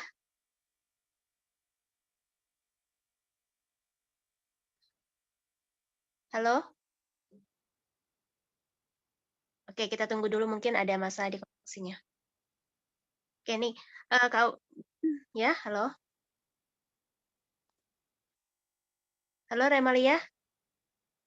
Kalau misalnya ada masalah koneksinya, boleh via chat, nanti kakak akan sampaikan ke Kak Obin tentang apa yang mau ditanyakan. Ya, kita tunggu ya. Oke, sebelum Remalia, ini ada hal yang mungkin adik-adik juga pernah dengar ya, tentang ada beberapa negara yang sudah menaruhkan chip di dahi, dan itu seperti kayak barcode. Jadi kalau misalnya belanja kemana-mana, itu bahkan kita dimanapun kita akan ketahuan. Seperti itu. Nah, pertanyaannya adalah, apakah itu ciri-ciri dari akhir zaman, atau itu memang cara Lucifer untuk mengetahui kita ada di mana? Seperti itu. Kira-kira menurut Kak Obin seperti apa? Ya, baik. Eropa itu adik-adik, salah satu kelemahan terbesarnya itu mencocokilogi. Jadi di Eropa itu kan, teologi di Eropa itu kan adik-adik kan barusan berkembang. Sementara kitab Wahyu itu ditulisnya itu abad pertama, tahun kisaran 90. Sementara kayak chip-chip segala macam di sana itu murni perkembangan teknologi adik-adik. Jadi mereka itu salah mengerti itu Wahyu 13. Jadi mereka menganggap bilangan 66 itu dalam bentuk chip itu yang ditanamkan di dahi. Padahal tadi yang kau bilang tadi itu, mark tadi itu, tanda tadi itu bukan chip, tapi bentuk transaksi. Kau Bin sekali lagi ulangin ini ya. Kau Bin share slide-nya ini ya. Mana tadi ya. Jadi itu bentuk transaksi atau segel adik-adik. Oke. Jadi mark itu ini, nih. Oke. Nah, ini. Jadi itu bukan chip adik-adik. Jadi waktu Wahyu 16 bilang itu tanda, bahkan orang itu bisa jual beli, maksudnya itu adalah orang itu dulu itu untuk mengirim dokumentasi itu, maka orang itu harus punya karakma itu, tanda itu, cap itu, untuk sahnya sebuah dokumentasi yang disegel dengan atas nama Kaisar Romawi. Jadi itu salah satu bentuk transaksi. Ibaratnya sekarang itu kalau kita surat-surat yang lebih resmi adik-adik supaya lebih valid itu, kita pakai apa? Pakai meterai. Meterai 6.000 gitu ya. Sama dulu ini adik. Itu cuma dulu itu dalam bentuk koin dulu. Jadi di kekuasaan Romawi itu secara menyeluruh saat itu mata uang itu yang membuat gambar kaisar itu sebagai salah satu segel, bahkan untuk transaksi ekonomi. Hanya Kaisar Nero itu minta untuk diakui sebagai Tuhan. Itu bedanya di situ. Jadi kalau orang nggak pakai itu, ancamannya macam-macam. Dibakar hidup-hidup, dibuang ke dalam kandang binatang buas, ada yang digantung terbalik, bahkan ada yang langsung dibunuh. Ya, jadi itu bukan chip. Jadi penafsiran Eropa itu, Barat itu aneh-aneh, itu nggak benar sama sekali. Karena Wahyu 13 itu bicaranya beda banget. Makanya di Wahyu 13 ayat 18 itu, yang penting di sini adalah apa? Hikmat. Itu jelas banget di situ tadi. Mana tadi? Yang penting di sini adalah hikmat. Jadi waktu Yohanes ngomong ini, bukan muncul sekitar tahun 1900-an seperti yang Eropa tafsirkan. Bukan. Sudah dimengerti saat itu. Karena Yohanes pakai bahasa simbol. Itu Kak Kris. Semoga menjawab. Terus Kak Ubi menanya lagi. Berarti kalau misalnya suatu saat nih kita dipasangkan di dahi, apakah itu tidak apa-apa atau enggak nih? Karena banyak adik-adik yang mungkin masih gambling gitu. Iya. Suatu saat kan karena perkembangan zaman ini kan semakin lama semakin maju. Jadi pasti segala sesuatu sekarang udah nggak pakai alat, tapi yang ada pakai chip gitu kan. Jadi kalau kita mau beli apa segala macam, dan kalau misalnya ditempelkan di dahi, itu kira-kira apakah boleh atau gimana nih? Iya. Kalau itu jadi begini adik-adik. Kalau itu perkembangan teologi ya, kenapa tidak? Sebenarnya sekarang itu kita sudah pasang chip loh sekarang. Kita itu sudah pakai chip loh. Dalam bentuk apa? Ya finger waktu kita buka HP. Waktu kita kemana-mana aja, waktu kita scan wajah kita itu udah chip itu ya kerjanya cyber, itu para cyber. Kerjanya orang-orang IT itu perkembangan teknologi. Cuma kalau suatu saat begini, saya pakai ini untuk transaksi asalkan kamu sangkal Yesus sebagai Tuhan. Nah, itu beda cerita, tidak bisa. Tapi kalau itu untuk transaksi, kenapa enggak? Pakai saja. Bahkan memang ke depan akan arahnya begitu, adik-adik. Microchip itu semakin akan kecil. Dulu itu hanya sekitar 10 atau sekitar 20-an. Sekarang itu di satu chip aja itu ada sekitar ribuan selulernya, adik-adik. Gitu. Dan itu manfaatnya itu bagus banget. Dan adik-adik tahu siapa yang penciptanya? Orang Israel. Orang Yahudi yang ciptain, adik-adik. Jadi jangan takut sama chip segala macam gitu. Kadang-kadang orang terjebak seperti itu. Gitu ya. Oke, Kak Kris. Semoga menjawab. Terima kasih Kak Bin. Oke. Mungkin adik-adik yang lain ada yang mau bertanya atau ada yang mau kasih masukan atau mungkin tanggapan tadi mungkin dari Mas tanggapan, apa yang mereka ngerti? Boleh. Masih bingung, boleh. Tadi Remalia sudah bisa? Remalia udah bisa audionya? Britney itu ya? Iya. Halo?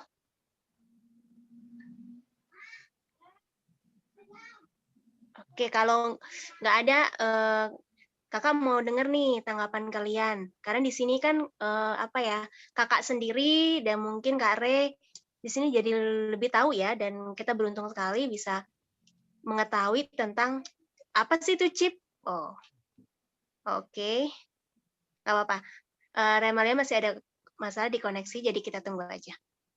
Jadi kita benar-benar yang udah ngerti banget ya, karena kakak sendiri pernah berpikiran kalau chip itu ada 66 gitu. Karena memang ada beberapa berita-berita kalau misalnya di chip itu ada angka 666-nya. Jadi jangan mau kalau ditempelin di sini. Seperti itu. Nah, menurut kalian nih, boleh kasih tanggapan nih tentang akhir zaman part 2 ini. Apa yang kalian dapatkan dan kira-kira untuk ini di tema ini. Oke, coba kakak mau dengar nih tanggapannya dari Mesya. Mungkin Mesya bisa kasih tanggapan, mungkin bisa bertanya. Halo Mesya.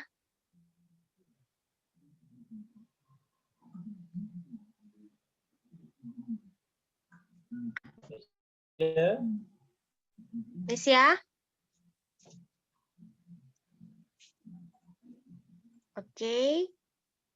Kayaknya ada masalah juga. Bisa? Oke, coba kakak mau dengar dari siapa nih? Benjamin. Boleh nih, kalian udah besar-besar pasti Ayo bisa Ben, memberikan gimana tanggapan. tanggapannya Ben? Ya. Ben, bener nih. Bentar Kak, bentar.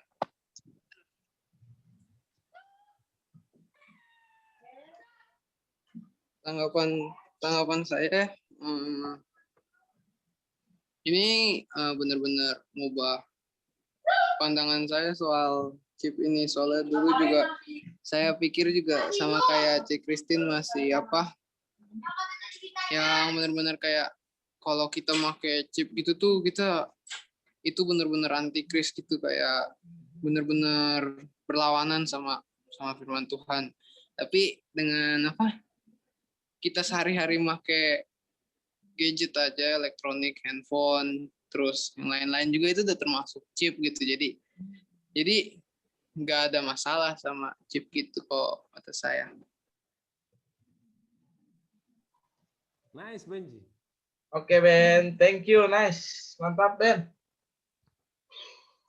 Tanggapannya betul ya. Karya juga Mantap. Christine belum nyala. Ya. Ya betul.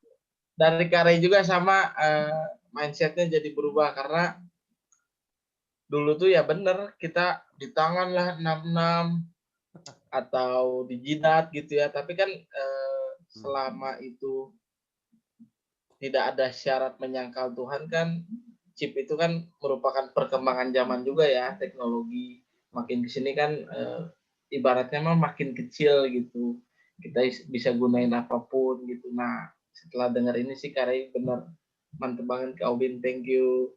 Thank you, Kak Obin. Sama-sama. Pokoknya benar yang kata Kak Obin bilang, harus berhikmat. Ya, karena teknologi semakin canggih dan di situ bisa kelihatan kebanyakan manusia semakin mementingkan diri sendiri. Nah, disitulah iblis mulai bekerja untuk membuat kita jauh dari Tuhan. Ya, kita kan juga nggak boleh sampai ketinggalan zaman gitu, ibaratnya ketinggalan sama teknologi, jangan ya. Karena kan teknologi makin kesini makin berkembang. Oke, sekarang Karey mau dengar dari langganan Karey. Niko, ayo. Niko. Oke. Kedengeran nggak suaranya? Kedengeran, Nik. Kedengaran. Oke. Jadi yang saya dapetin di mantul gitu ya suaranya. Nggak apa-apa, lebih baik mantul daripada mental. Oke dah. Jadi yang aku dapetin sih dari seminar ini ya kita kalau baca kitab Wahyu nggak boleh ngartiinnya secara harafiah ya, kata Calvin juga harus. Jadi semua isi dalam kitab Wahyu itu pasti punya makna selain harafiahnya lah ya. Nggak bisa diartikan secara harfiah, punya makna lain gitu. Dan setelah mendengar kata Calvin yang penggunaan chip itu sih jadi sedikit lega aja sih. Benar kayak sama kayak Ci Christine tadi menganggap kalau chip yang ditanam itu tuh 666 atau Lucifer gitu kan. Cuman ya benar juga sih kalau itu bisa ngebantu kita, asalnya kita nggak ninggalin Tuhan, ya boleh-boleh aja sih, benar banget kata Kobin, benar juga sih. Setelah dipikir-pikir ya oke juga nih gitu. Kalau itu ngebantu kita, asal kitanya nggak ninggalin Tuhan apa segala macem, ya boleh-boleh aja, betul banget sih. Ya. Raf, Jadi thank you Niko. Justru Oke. anak Tuhan itu nih, justru anak Tuhan itu harus pintar teknologi supaya bisa menguasai dunia ini dan bisa menyebarkan kebenaran dengan lebih mantap. Betul, mantap.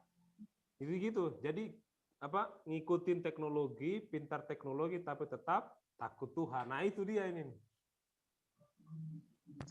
mantap. Mantap. Cik Christine, mau dengar dari siapa lagi? Aku mau dengar dari ini deh. Siapa ya? Rahel. Hai Rahel. Halo Rahel. Kira-kira tanggapan Rahel di seminar part 2 ini apa? Atau Rahel ada pertanyaan? Halo Rahel. Rahel? Apakah kau ada? Rahel? Oke. Saya mungkin pancing sesuatu. Saya mau share slide ya. Boleh nggak? Oke. Oke. Nah, saya pikir ada yang mau menanyakan ini gitu ya, ternyata tidak ya. Nah, ini adik-adik, saya mau klarifikasi adik-adik ini, beberapa poin penting-penting ini. Berbagai macam asumsi-asumsi orang, gitu ya, tentang siapa yang dimaksud Wahyu 13 itu 66, bilang 66. Ada yang bilang itu Google, karena lihat logonya Google itu seperti mata yang bernomor 6. Dan ternyata itu bukan. Ternyata itu juga adalah perkembangan teknologi. Google itu salah satu Microsoft itu yang sangat baik. Dan dunia sekarang menggunakan itu di mana kita mengakses semua hal di Mbak Google. Oke. Ada juga yang bilang itu chip yang ditanamkan. Nah, gambar-gambar seperti itu yang kadang-kadang itu orang terkecoh. Betul nggak? Bahwa nanti akan ditaruh di dahi. Tapi tadi kan sudah diajarin ya.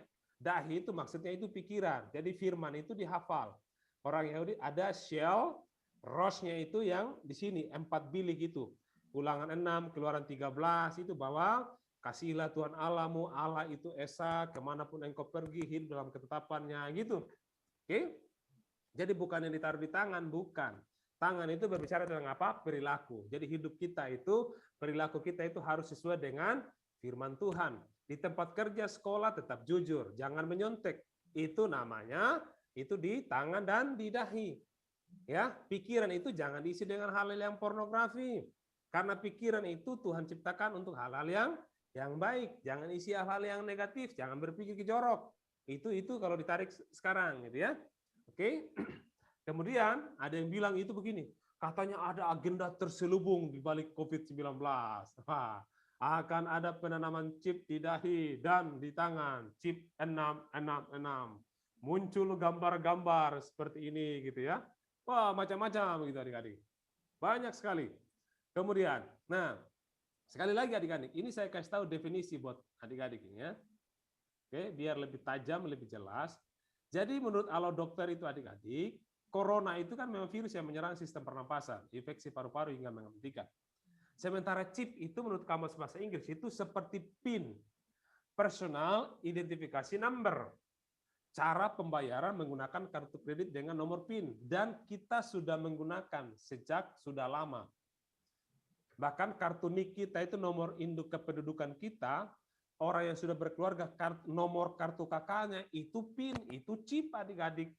Di setiap HP itu ada chipnya, di setiap kartu itu ada chipnya adik-adik. Kartu Mandiri, kartu apa, itu kartu BCA, semua itu punya chipnya adik. Itu nomor-nomor itu adik-adik 5100, itu personal identifikasi number adik-adik. Dan itu tidak bisa digandakan. Kalaupun digandakan itu namanya pemalsuan. Gitu ya. Ya. Orang dulu menggunakan Android itu waktu membukanya itu dan lain sebagainya itu menggunakan dari yang kata sandi, kemudian ada kodenya, ada finger, scan wajah, scan mata. Bahkan orang itu daftar aplikasi Gojek itu harus pakai scan wajah. Tapi perkembangan teknologi itu orang sudah semakin berkembang seluruh wajah. Bahkan sekarang di Jepang itu lagi dikembangin adik-adik. Sakingnya manusia itu kurang dipercaya, untuk tes kejujuran orang itu cukup berdiri di depan sebuah mesin, lalu dideteksi orang ini bohong atau tidak, orang ini jujur atau tidak. Saking seperti ini loh, itu lagi dikembangin sekarang loh adik-adik. Jadi kalau suatu saat muncul adik-adik, karena orang itu susah untuk jujur, nggak ngaku kalau dia salah, itu pakai mesin untuk deteksi. Dan itu sekarang spirit itu lagi sedang berjalan. Ujung-ujungnya apa? Manusia itu sama dengan mesin. Bahkan mesin itu lebih baik daripada manusia. Itu yang terjadi sekarang adik-adik. Nah itu yang menjadi awasan. Tadi yang saya bilang tadi itu, sekarang itu untuk transaksi bayar udah pakai senyum saja. Makanya senyum itu mahal. Itu di Cina itu lagi berkembang adik-adik. Teknologi itu bagus adik-adik. Makanya perlu kita ikuti teknologi. Tapi tetap cinta Tuhan. Gitu ya. Tinggal plus minusnya ada. Gitu ya. Nah, ada yang bilang juga itu corona gitu ya. Wah, karena ketika dijumlahkan itu numbernya itu C3O15, R18, O-nya 15, N-nya 14, A-nya 1 dijumlahkan 66. Ditambah dengan 6 huruf itu jadi 666. Padahal tadi itu dalam bahasa Yunani tadi hexakoisei, sama hexe, konta dan hexa itu 666 itu tadi itu beda banget. Menggunakan apa? Ski, si, dan stigma tadi itu. Jadi bukan si. Bukan, beda sekali. Dan itu cocokologi. Nah, kalau kita pakai sistem seperti ini adik-adik, maka kata Mesias itu kalau kita jumlahkan, M itu 13, E 5, S itu 19, I itu 9, A itu 1, S itu 19. Jumlahnya berapa? 66 tambah dengan 6 huruf Mesias jadi apa? 6. Wow, Mesias itu berarti antikris. Kan nggak begitu adik-adik. Atau kalau orang lagi live Instagram, viewersnya banyak. 656. Wah, sedikit lagi akan mencapai angka 666 akan antikris datang. Itu semua cocokologi adik-adik, itu nggak benar. Lalu ada yang bilang itu vaksin corona, ada chip, ada enzim luciferian. Dan itu ada video klarifikasi dari Erick Thohir. Adik-adik mau dengar nih, saya putar ya. Bagaimana Erick Thohir itu klarifikasi bahwa itu bukan. Oke, saya share buat adik-adik ya. Erick Thohir itu jelas banget itu dia klarifikasi. Sorry. Apa yang dia mau sampaikan. Oke.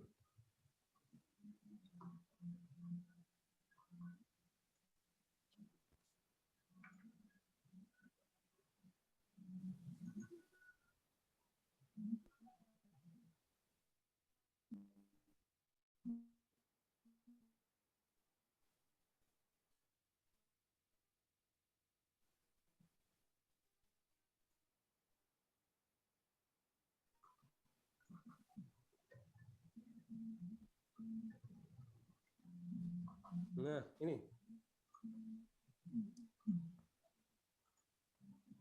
Mudah-mudahan jelas suaranya ya.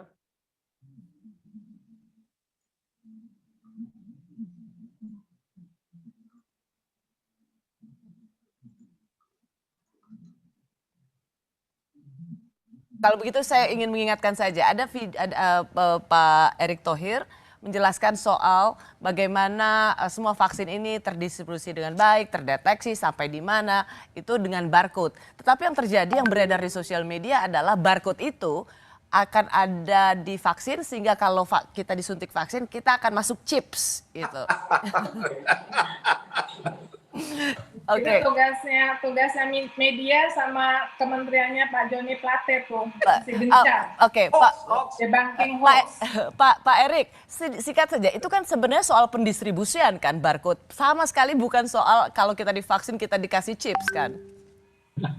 Tadi Pak Joni sudah sampaikan bahwa realita yang kita hadapi sekarang itu kan memang kadang-kadang pemberitaan yang disambung-sambung dengan berita-berita yang tidak benar. Waktu itu bahkan video saya disambungkan dengan statement beberapa statement dari negara lain, ini mau dipasang chip. Tapi kan realitanya sejak awal kita jelas bahwa barcode yang ditempelkan di box ini kepentingannya itu kan untuk delivery. Ya, dan vaksin yang di dalam sini ada barcode-nya itu bukan buat chips, tapi semua semata-mata kita ingin memastikan vaksin yang disuntikan ke masyarakat itu tanggal berapa dan harus disuntikan lagi tanggal berapa. Dan apakah delivery vaksin dari Bio Farma sampai ke gubernuran itu juga delivery dengan baik dan jumlahnya juga diterima dengan baik. Nah, cuman itu realita yang memang keseharian yang harus kita hadapi gitu. Yeah. Tapi ya kembali kalau kami dari pemerintah sama Bu Retno, Pak Joni, ya kita pokoknya kerja teruslah dalam arti tanpa lelah ya kita ingin memberikan solusi yang terbaik kepada masyarakat dengan segala kekurangan kami. Tapi pasti tidak ada niat kita pembohongan publik atau kita juga tidak ingin membantu masyarakatnya, rakyatnya. Tidak, kita bekerja sungguh-sungguh tapi tentu ya tadi tidak sempurna, insya Allah terus kita perbaiki dengan dukungan dari semua. Dan saya rasa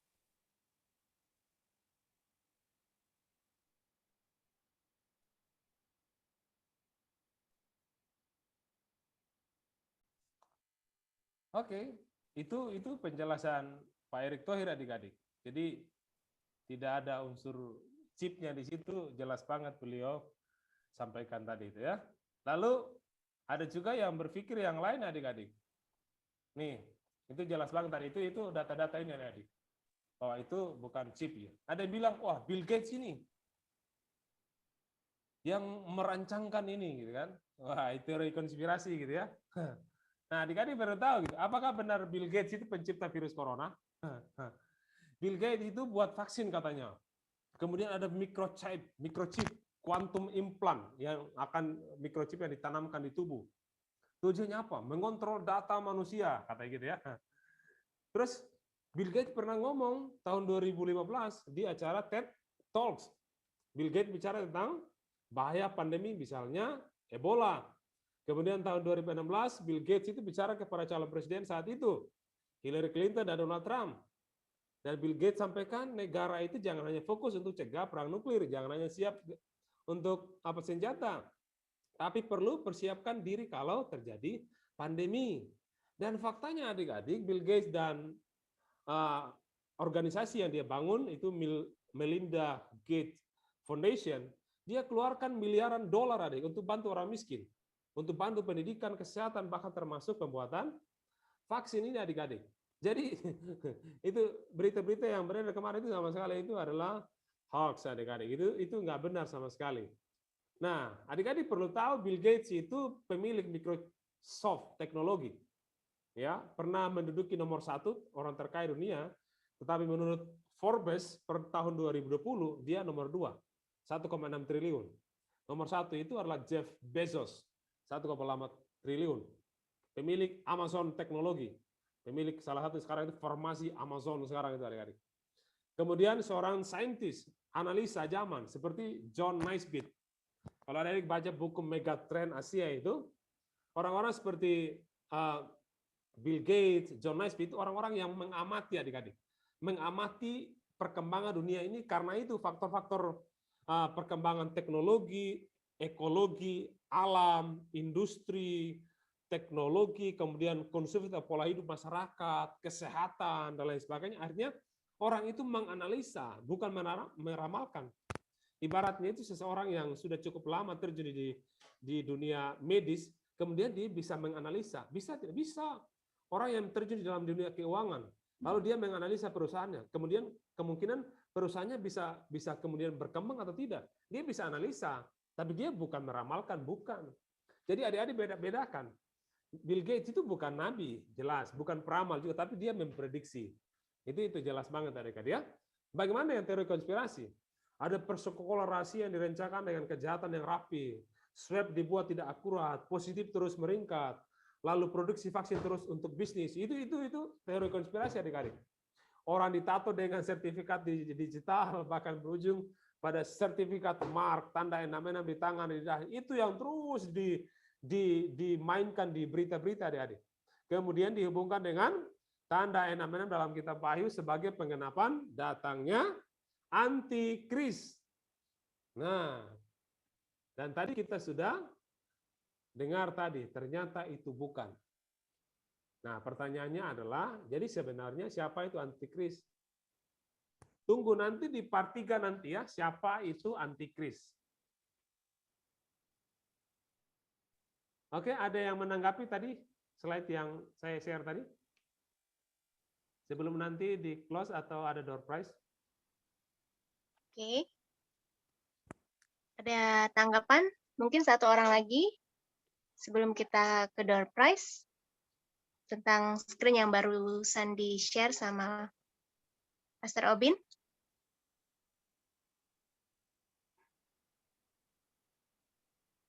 Mungkin karena ada langganannya lagi yang mau ditanyain. Jadi langganan bukan nasi goreng aja ya, langganan ditanya. Aaron dari Sumba itu? Oh iya, ada Sumba. Halo. Aaron. Shalom. Halo. Coba Shalom wajahnya. Kak. Selamat malam. Oh, iya. Salam Eron. Halo Eran. Shalom. Halo. Salam kenal dari Bogor. Yang kenal dari Bogor ya. Nah, Oke. Eron, gimana nih tanggapannya setelah tadi dengar Kak Obin? Atau Eron mau bertanya silahkan. Mau bertanya aja, kamu tanya. Silakan. Rambutnya jangan Gimana caranya Kak kalau kita bedain ini apakah yang di berita hoax itu benar atau enggak? Gimana caranya Kak? Oke. Cara membedakan hoax dan benar. Iya. Karena Iya. saya bukan orang cyber. Yang pertama saya harus jujur, saya tidak bisa jawab. Yang jelas berdoa ya. Tapi begini, ada petunjuk-petunjuknya. Yang pertama, kalau itu sifatnya beredar di misalnya di WhatsApp, di grup-grup, di media sosial, di Facebook, di Instagram, di Google, bahkan di misalnya di detik.com, kompas.com, di berita Babe, atau berita-berita yang lain, adik-adik harus suka nonton TV. Nonton TV jangan nonton saja, ku menangis membayangkan. Jangan hanya itu saja nontonnya, tapi nonton berita. Karena itu biasanya ada konfirmasi di berita. Walaupun memang ada media-media yang kadang-kadang itu diperalat gitu ya, untuk sesuatu maksud, untuk membelundarkan berita. Karena sekarang begini adik, salah satu kerja di dunia media sekarang itu untuk menaikkan rating sebuah siaran televisi itu 3 hal. Yang pertama itu adik-adik, isunya dimainkan. Yang kedua, cari toko yang bisa difamiliarkan. Sama yang ketiga, siaran televisi mana yang mau terbuka yang begitu. Kayak contoh-contoh yang di drama-drama ini tuh adik-adik, di beberapa siaran televisi, gak enak kalau saya sebutin ini. Misalnya si A dikaitkan selingkuh sama ini, lagi dekat sama ini, kayak gitu-gitu. Sebab itu settingan untuk naikin pamor siaran televisi. Atau misalnya beberapa artis-artis yang baru karena lulus dari Indonesian Idol, caranya untuk dia naik pamor gimana? Diblunderin. Wah, dia itu pakaiannya vulgar. Para itu hasil editan. Jadi banyak yang komen, banyak yang follow IG-nya dan lain sebagainya. Akhirnya virusnya banyak, jadi terkenal, jadi bahan pembicaraan. Gitu-gitu sekarang kerjanya media. Nah, untuk memverifikasi salah satunya adalah adik-adik harus nonton TV. Karena beberapa siaran televisi yang bagus itu misalnya ada Metro TV, ada misalnya Kompas, ada Net TV, atau siaran-siaran televisi yang lain itu yang lebih nasionalis, ada TVRI. Nah, adik-adik perlu nonton itu. Selain itu adik-adik perlu untuk disaring gitu ya. Bila perlu kalau ada misalnya ada orang tua atau siapa itu tanya untuk konfirmasi. Saran saya lebih baik perbanyak berita yang pasti. Kisah-kisah yang inspiratif di status adik-adik itu lebih baik. Atau adik-adik mau berkreasi di TikTok untuk itu lebih bagus. Adik-adik lebih kembangkan apa yang menjadi talenta adik-adik. Saat-saat ini itu banyak sekali yang anak-anak itu yang berkembang untuk bisa kelihatan potensinya apa. Saran Kak Obin seperti itu. Kira-kira begitu, Aaron, mudah-mudahan menjawab.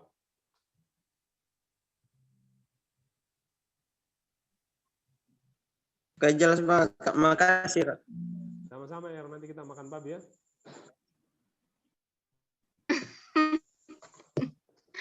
Kita nggak diajak. Oke, makasih ya, Aaron. Oke, adik-adik, ada lagi sebelum kita ke door prize? Reda? Oke. Mungkin langsung aja Kak Renaldi. Oke. Sebentar ya. Harap bersabar.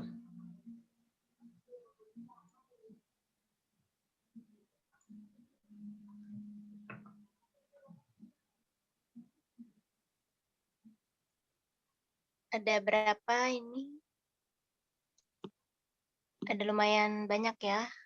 Udah aku catat, nanti yang enggak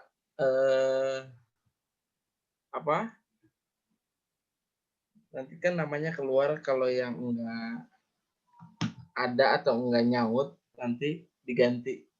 Begitu ya. Ya. Oke, sebentar ya. Sabar ya. Ya. Oke, sebelum kita tunjukin, kita mau lihat wajah-wajahnya dulu nih. Ketahuan ada orangnya. Jangan pasti panggil namanya baru cukup datang. Oke, Xavier. Oke, boleh dong yang lain. Tadi Aaron udah. Oke, Niko.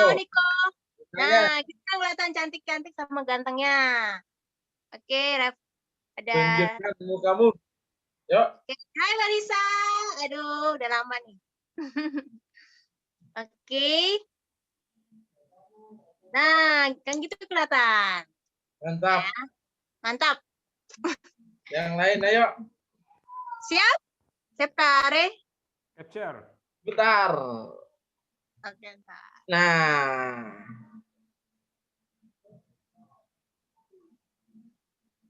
Oke, kita Kare sambil cek ya. Di sini ada Niko, ada Adia, ada Abigail. Kak Obin, aku nggak bisa share screen ya. Oh gitu. Oh ya. Kayaknya di ini sama Kak Obin nih. Nggak bisa share nih jadinya nih. Gimana nih? Oh, saya jadikan itu ya, host ya? Ya, co-host. Oh, oke, siap. Co-host. Oke, sudah. Oke, Dan. Wih, mantap, langsung bisa. Oke. Sudah lihat? Kita lihat nih yang hadir di sini. Ada Adia, Abigail, Alvino, Benyamin, Aaron, Evi, Excelin, Feby, Felisa, Kezia, Mardi, Maisha, Nicholas, Kelvin, Rahel, Remalia, Reva, Theophilus, Wulan, Xavier, Aulia. Oke. Yang minggu kemarin udah dapat, berarti nggak apa-apa ya, tetap ikut. Kak Obin, door prize-nya ada berapa orang nih Kak Obin? 2 orang, Rey. 2 orang. Untuk minggu ini ada 2 orang. Oke. Siap? Oke. Siap. Kare acak dulu ya. Acak. Langsung kita puter. Siap? Puter. 1, 2, 3.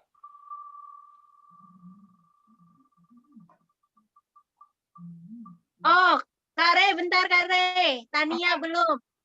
Siapa? Tania. Aduh, udah keluar lagi namanya. Gak apa-apa. Kita ulang atau gimana, Kak Bin? Lanjut aja satu itu. Satu ini udah. Ya. Oke, selamat untuk Selamat Aaron. untuk Aaron. Ada Oke. Aaron? Hai Aaron. Ada. Hai Kak, ada. Wih, mantap, mantap. Kita Selamat ya. hapus ya namanya ya. Kita hapus namanya. Terus ganti Tania. Tania. Oke, siapa lagi adik-adik yang belum ada namanya Ya, sebelum coba diputar sebelum diputer-puter nih. spinnernya? Ada Coba namanya. dicek dulu. Nah, dicek dulu namanya. Ada semua? Oke. Ada. Oke, udah ya. Gak ada Udah ya. Kita cek lagi. lagi. Oke. Pemenang yang kedua. 1, 2, 3.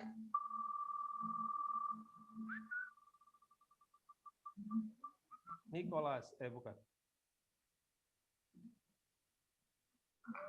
Alvino. Coba. Yeay. Christine, Alvinonya ada nggak? Laki-laki lagi. Coba.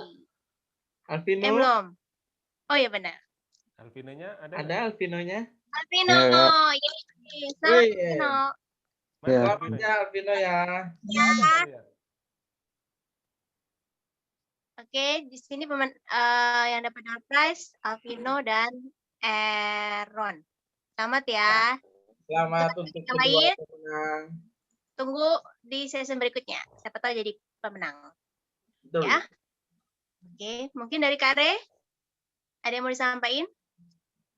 Dari aku untuk selanjutnya Kak Obin part 3 tanggal berapa Kak Obin? Part 3 itu tanggal 27 ini. 27. Ini kan dimajuin kau dimundur Kak Obin. Mundur Harusnya ya? kan Berarti Maret ya? Maret. Maret. Maret ya, minggu Maret, kedua ya? Maret Kak Obin. Ya. Maret. Iya. Nggak apa-apa. Itu seninya itu. Nggak ada yang dapat dari yang lain. Oke. Oh, Kak tanggal Obin. 3, tanggal 13 Maret berarti ya? Oke, 13 Maret ya. 13 Maret. Iya. Ya. Adik-adik jangan lupa 13 Maret. Kalau ada yang Ya, pokoknya- perlu PowerPoint tadi itu nanti bisa minta ya. Oke, Bisa kalau minta kalian ke Kak Obin, ke Kak Christine juga bisa, Kak Arin juga bisa. ke Karei, boleh. Ciwiwit, Kalau ada yang perlu.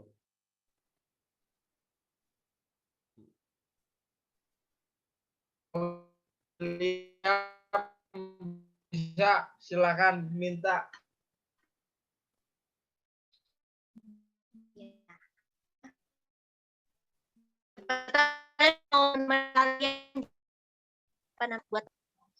Oke, kita sepertinya udah selesai dan kita ngucapin terima kasih buat Kak Ubin yang udah memberikan gambaran-gambaran tentang akhir zaman, dan adik-adik jangan lewatin di part 3 ya, karena kalian pasti penasaran apa sih antikris itu. Nah, siapa Kak 66 itu? Nah, pokoknya tetap daftar dan pasti kalian dapat banyak berkat dan share ke teman-teman yang lain.